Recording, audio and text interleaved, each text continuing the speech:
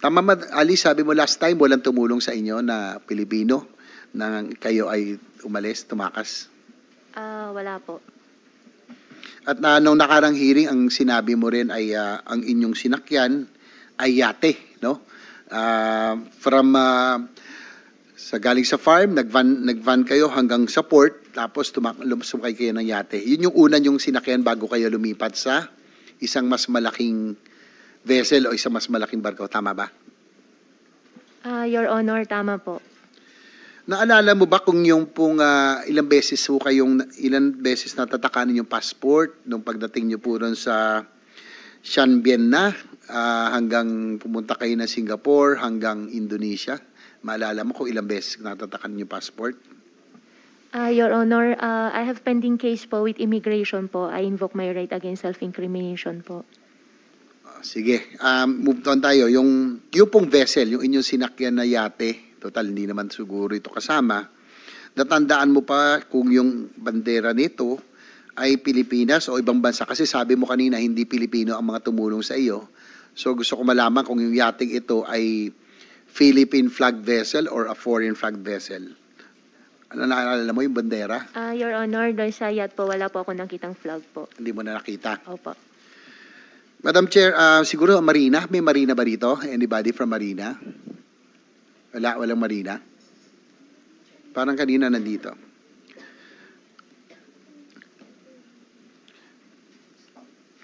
Siguro next, Madam Chair, kasi... yes, Senator JV, baka sa susunod next, at baka huling hearing natin. Pero sige. nandito rin po ang Coast Guard. Coast Guard? Kung gusto nyo silang Coast itanong. Guard. Sige po, tanong ko lang po. Correction, Senator JV, nandito po ang Marina. Ayan po. Si Attorney Den Tomas, tama? Den Thomas, dito ba? Andito po ba ngayon si Attorney Thomas? Siguro sa Coast Guard muna, habang inaantay natin Alright, kung nandito nga Marina. Pwede naman kayo lumapit dito para sumagot. Dem Redonia, yung sa Marina, dapat nandito yata. Sige, sa Coast Guard, please identify yourself, sir. Thank you, Madam Chair. Attorney Captain Oliver Tanseco, Philippine Coast Guard po. Captain Tanseco. Oo, Yes, kasi sana tatanungin ko yung Marina dito. Because, kasi ayon sa salaysay ni Alice Go, ang ginamit nila ay yate, no? Kung halimbawa, kasi I receive information, Madam Chair, that most of the yachts in the country, mga luxury yachts, karamihan, ay hindi po nakarehistro as Philippine vessel. Most of them are, ang tawag sa kanila ay visiting yacht, no? Pero talagang ang pagmamay-ari po nila ay mga Pilipino rin. So ang tanong ko lang sa ating Coast Guard, kung gano'n halimbawa, meron tayong suspicion na ginamit po yun, mas halimbawa foreign flag vessel, mas hindi nyo, o Philippine flag vessel, may pagkakaiba ba yun kung sa inyo pong pagmamonitor? Halimbawa po, si Alice Go, meron hong, anong tawag doon, naka-red flag sa inyo, under watch. May pag-difference ba kung foreign or Philippine flag vessel ang tingin nyo na pwede nilang gamitin? Madam Chair. Under the Philippine Coast Guard Law, our present law, Republic Act 9993, wala pong exemption doon. All merchant vessel. Ang exemption lamang po dyan are warship or vessels of a foreign state. So lahat po yan under sa inspection po ng Philippine Coast Guard. Yung question nyo po, Madam Chair, Sir, Senator, Sir, yung ano ang inspection po namin, mas heavy po tayo on foreign vessels coming into the country because of our commitment to international convention or regulation, one of which is the ISPS code. Isa po yan, bilang port state control po ang Philippine Coast Guard, we do ensure that the vessel is seaworthy, that the vessel has proper crew and equipment to ensure safe voyage. Yung pong tanong nyo on the possibility, the Philippine Coast Guard has come up with a report tungkol po dung possible route na ginamit po nila and would like to submit it sa executive sessions na naman po because there are some national security implications po. But I can state, Your Honor, that we do have report. We can monitor the in and out of vessels in the country. We do have a mode of identifying vessels, particularly on the time period mentioned by the witness, Your Honor. And likewise, Senator JV, if I may, salamat para doon, Captain Tanseco, yung sagot nyo kay Senator JV, and we will schedule that executive session, or at the very least, presentation po ng Coast Guard sa members of the committee at the most available common time. Salamat. Likewise, Madam Chair, take advantage of that sa executive session if you can submit. Kasi alam ko, tama, meron kayo tinatawag, nabanggit ko noon, yung AIS, no? Each vessel are equipped with AIS, yung automatic identification system, na dapat alam natin saan siya rehistrado at anong make ng vessel. No? I'm sure you can monitor that. Probably all the vessels that passed, no, from yung sa Mindanao going to Yes, sir. Sabah, sana po ma-submit nyo sa committee. Madam Chair, if I may. Yes po, yung pong sinasabi ng ating good senator about AIS, that's a requirement for commercial vessels. May limitation po yun. Pagka pa passengers, 300 gross ton, meaning yung size niya po. Pagka naman po commercial, meaning cargo po yan, it's 500. In addition to AIS, kasi pwede rin pong i-switch off yan. Pwede, of course, subject sila to verification, to inspection, but meron po kaming tinatawag na intelligence method po namin. If I can name po yung ating system, ito po yung tinatawag nating DBD, Delta Victor Delta. Ito po yung dark vessel detection po natin, the capability that we do have right now, Your Honor. Thank you for that, Captain. No?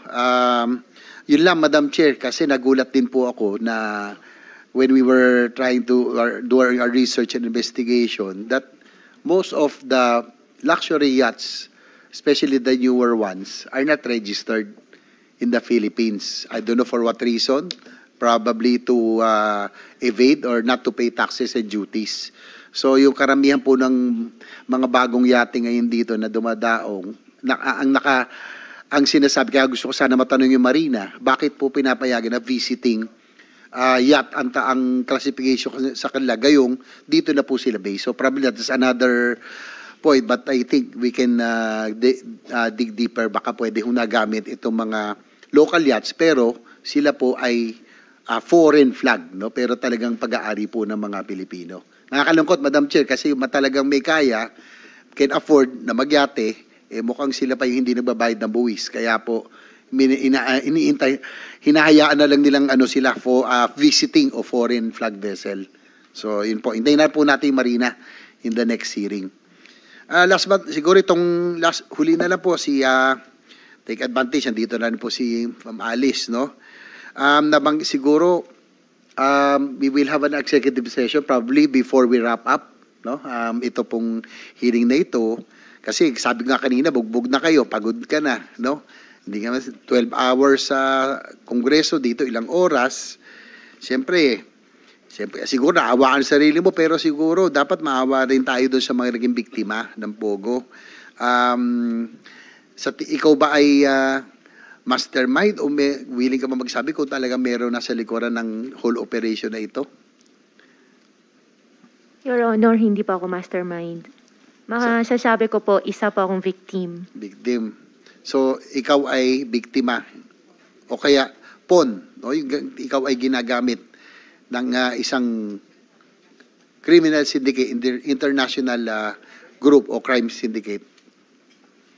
Your Honor, hindi naman po siya ginamit. If ever po, kung mayroon man po ako na itulong, ano po akong tao, helpful akong tao. Kung mayroon man po, yun lang po. Pero sa mga activities po na ginawa or sa mga allegations po, wala pa akong kinalaman. Kasi Madam Chair, no, siguro sabihin ko lang kay Madam Alice, no, tanong ko lang kung kayo po tingin nyo sa ganitong operasyon, kayo ba ay guilty or kayo ba most guilty o tingin mo meron pang mas guilty sa inyo dito sa ganitong operasyon? Hindi po ako guilty po. So, hindi kayo most guilty. Meron pang mas guilty. Kumbaga may mastermind pa talaga. Hindi, less guilty. Hindi guilty talaga. Sige po. Go, Hoping. Your Honor, I think sa tagal po na investigation, alam na rin po ng committee po, especially chaired by our Madam Chairman, who's really at the back of everything po. Kaya ako natanong kasi, baka sa executive session, sana ho, sa uli, ay may pagkakataon pa kayong sabihin kung sino man yung talagang nasa likuran. Kasi nga, kung sabi mo ikaw ay biktima, maawa din tayo sa mga naging biktima ng Pogo, di ba? So, sa executive session, hindi pwedeng ilabas yun, no, sa media, sa publiko. Maintindihan namin kung ikaw ay natatakot, no, dahil International Crime Syndicate po ito, natatakot ka para sa buhay mo. Para din mabawasan siguro yung kasalanan mo kung sakali sa executive session ay willing ka bang sabihin kung sino yung most guilty na sinasabi mo? Yes po, Your Honor. Madam Chair, so I wrap up. So I'm expecting that Ms. Alice Go will divulge the real masterminds of the operation of this international crime syndicate, and we'll be responsible for her safety. So alam ko naman natin yun, pero sana po masabi po niya sa totoo. So she said yes already. So we will just await for the executive session. Thank you, Madam Chair. Maraming salamat, Senator JV. I think it's the first time narinig ko na sinabi ni Guo Huaping na meron na tayong natutumbok sa buong kwento nung sino ang pinakamatataas sa likod nitong mga pogo sa Pilipinas. At yung isa pa namin gustong malaman, sino sa mga government personnel o officials ang tumulong sa pagtakas kahit for monetary considerations. So if at the proper time gagawa ng motion si Senator JV for an executive session, posible sa huling, susunod at posibleng huling hearing, the chair will be very open to that. Pag-isipan nyo rin yan. Kuhuaping, maghingi ka ng payo sa iyong mga abogado para kung gagawin natin yung prosesong iyon, make the most use of it. Don't Madam waste Chair. the time, don't waste the opportunity, but Yes, make Madam the Chair, most use of thank it. you for that. Senator JV. I will also, the proper time, make the motion for an executive session. And given the fact that Miss Alice Goat just now, ngayon lang niya sinabi na talagang sasabihin niya, appreciate. Naawa na rin kami sa inyo. Bugbog ka na, 13 hours, no? Nakakapagod din emotionally. So sana para sa mga biktima, biktima ka, lalo sa mga naging biktima, sabihin mo na rin, no, sa executive session. Thank you, Madam Chair.